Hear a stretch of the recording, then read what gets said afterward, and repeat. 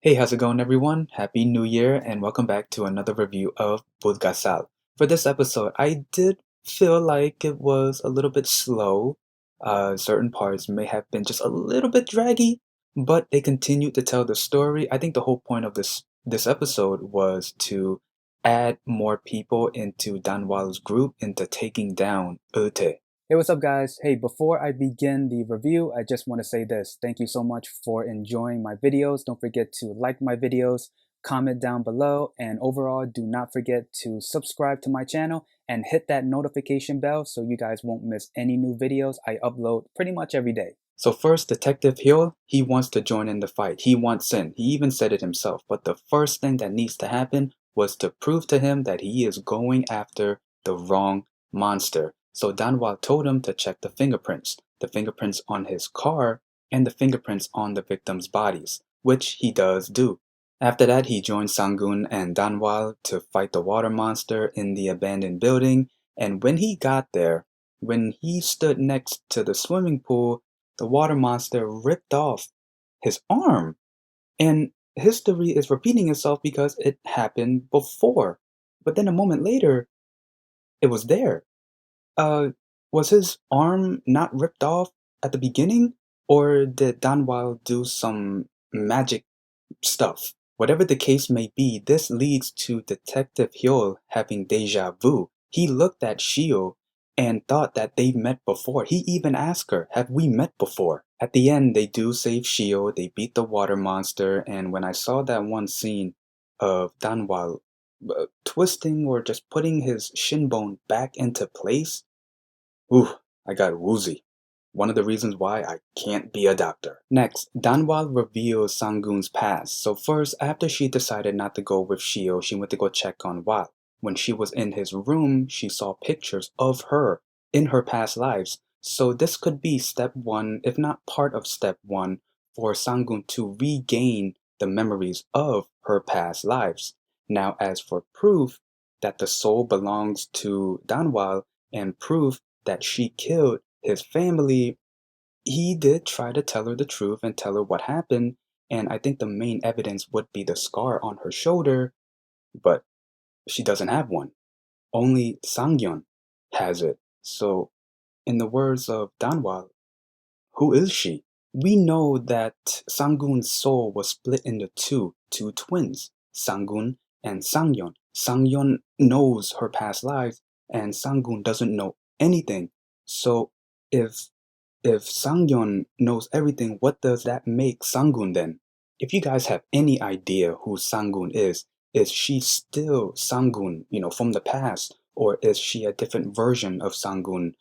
I don't know. If you guys have any ideas, leave it in the comments below. Now, I read a comment on my last review video. Someone thinks that DoYoon could be A-Chan, and after watching today's episode and yesterday's episode, I would have to agree, and it makes sense, and I only have two reasons. One, there were a couple of times where Danwal told Do-yoon to leave the house, and he doesn't leave. He begs to stay. But even if Danwal continuously telling him to leave, he doesn't force him out. He doesn't drag him out. He doesn't throw him out. And after this episode, he pretty much accepts him being there. So it makes sense. And my second reason was the playfully bickering between Do-yoon and Shio. It's kind of like friends bickering or brother and sister or even mother and son bickering. So the person who left that comment thinking that Do-yoon could be A-chan, I agree. We did get some awkwardness and maybe I feel sorry for you type of relationship. So first, the awkward one would be Shio feeling awkward around Danwal. He keeps looking at her, and it makes sense because she has the face of his wife. So there's that. And for the I feel sorry for you, it's mostly from Sangun. I mean, just seeing her trying to help Danwal, but he keeps resisting. It just shows that she feels sorry for him because he wants revenge and he's been alone for who knows how long. For EulTae, he barely showed up in this episode, but the one thing I got out of it from all of his scenes, he actually has more power than I thought he had. I mean, I know he's a powerful monster drinking humans' blood.